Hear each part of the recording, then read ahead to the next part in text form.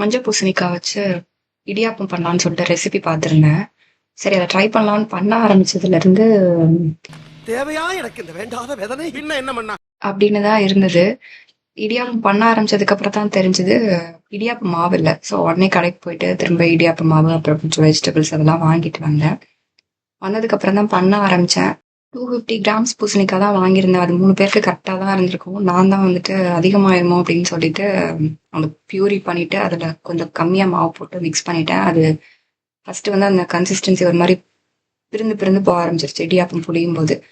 அப்புறம் நெக்ஸ்ட் லாஸ்ட்ல நான் என் பையனுக்கு கொடுக்கும்போது மட்டும் கொஞ்சம் எக்ஸ்ட்ரா மாவெல்லாம் போட்டு மிக்ஸ் பண்ணி பண்ணிட்டேன். அதுக்கப்புறம் அது சரியா வந்துருச்சு. ஸோ நீங்க அத ட்ரை பண்ணணும்னு நெனச்சீங்கன்னா, அந்த பியூரி கூட நல்லா யூசுவலா நீங்க எப்படி இடியாப்பம் மாவு ரெடி பண்ணுவீங்களோ, அதே மாரி அந்த கன்சிஸ்டன்சிக்கு வர்ற மாதிரி ரெடி பண்ணிக்கோங்க.